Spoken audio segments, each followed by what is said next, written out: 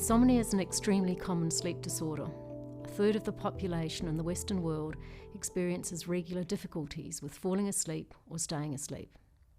However, for about 10% of the population, their insomnia also causes problems in the daytime, such as tiredness, poor concentration, or irritable moods. So what is insomnia? Well, insomnia disorder is diagnosed when someone has the following features: difficulties going to sleep, staying asleep, where it takes longer than 30 minutes, non-restorative sleep, impairment of daytime functioning, and symptoms that are present for at least 3 months. The essence of insomnia is that the person feels unsatisfied with the amount or quality of sleep, so much so that it leads to significant distress or an inability to function in important areas of life. This can affect the person's relationships, work, education, social life, or other important areas. Any sleep problems that are present for less than 3 months are not considered to meet the criteria for insomnia disorder. It is simply thought of as an episode of insomnia rather than a disorder. Sometimes people's sleep experience does not meet their expectations. For example, many people wake often at night, but are still able to function well during the day. This does not constitute insomnia.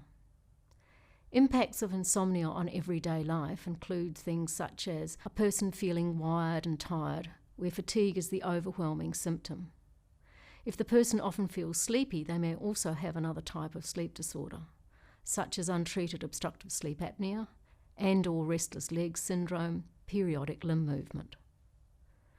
The most important factor in the sleepy insomnia individual is depression, where there is a strong bidirectional relationship. Both of these disorders require equal treatment. People with insomnia often feel that their performance is significantly reduced, but the research does not always show objective impairments. People with insomnia often have difficulty switching tasks, along with some aspects of memory. In one study, a functional MRI, a type of brain scan, was used to measure blood flow in certain areas of the brain. Individuals with insomnia had reduced blood flow in some areas when asked to participate in some cognitive tasks in the scanner. Perhaps the most important thing is the way people think about their sleep.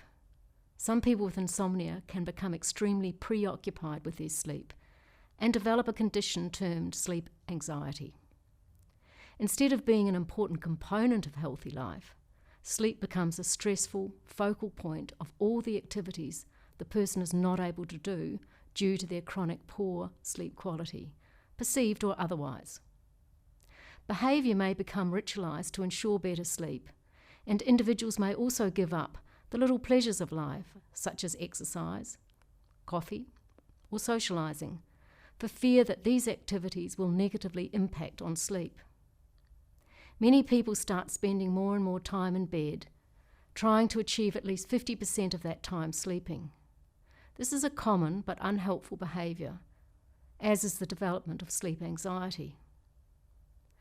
Interestingly, in a recent study of nurses doing shift work, tiredness, anxiety, depression, bullying in the workplace, and spillover between work and family life were significant factors related to insomnia.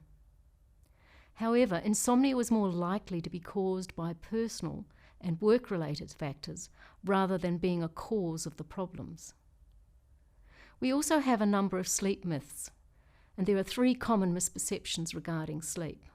One being that good sleep is sleep through the night and do not wake until the morning when they wake refreshed. Number 2, we start the night in light sleep and finish sleep in deep sleep. So if the sleep period is shortened in any way, then sleep will be severely compromised. Number 3, rapid eye movement sleep is deep sleep. This hypnogram shows the stages of sleep that a normal adult will cycle through during a good night's sleep. REM sleep means rapid eye movement and is a lighter sleep stage during which dreams occur. Stage 3 or N3 is the deepest stage of sleep. In humans, most of the night is spent in relatively light sleep. An evolutionary overflow most likely from our caveman days, when it was important to be alert for predators. Only 20% of the night is spent in deep sleep and 25% in REM sleep. We cycle through all the stages of sleep every 90 minutes, and most of our deep sleep is in the first 1/3 of the night, with mostly lighter stages in the latter part of the night. The onset of sleep is triggered by increasing darkness that causes the brain to produce melatonin. Light suppresses melatonin and leads to waking. The role of temperature is also important and changes with sleep onset and waking. A healthy 70-year-old will cycle through the same stages of sleep, but somewhat more rapidly during the night. So sleep patterns change over a person's lifetime. So how do we treat insomnia? Medication is usually the first line of treatment when an individual presents to their GP with insomnia. In a 2010 study, 95% of people were given a sedative medication, with almost half being prescribed temazepam. Only 2% were referred to a psychologist for psychological treatment, which we know is the proven and most effective treatment long term. Cognitive behavioural therapy, or CBT, aims to enable the person with insomnia to gain confidence about his or her sleep by giving factual information about sleep in order to combat the many common myths. Some examples are, I must stay in bed longer to make up for my lost or poor quality sleep, and I only doze in the second half of the night. CBT is approached as a retraining in sleep, with the aim of reducing some of the pressure that people tend to place on themselves when trying to change their behaviour. Along with the behaviour changes is the need to change perceptions and expectations of sleep, which is equally important. There are some strategies for managing sleep patterns. One is bed or sleep restriction therapy, which means reducing the time spent in bed by either going to bed later or getting up earlier. This can improve the length and quality of a sleep. Avoiding unhelpful cues associated with the bed, such as using computer screens or television in the bedroom, can also be helpful. The quarter-hour rule means that if you're awake for more than a quarter of an hour, it is helpful to get out of bed and do a quiet activity until you are comfortable tired, but not necessarily sleepy. Paradoxical intention is a strategy that involves putting the effort into staying awake. Paradoxically, this makes you sleepy. It is also important to have exposure to early morning light, regular exercise, and a healthy diet. Avoiding caffeine or alcohol close to bedtime can also be useful. If depression is an issue, managing your mood in conjunction with changing sleep behaviours and thoughts is both effective and useful.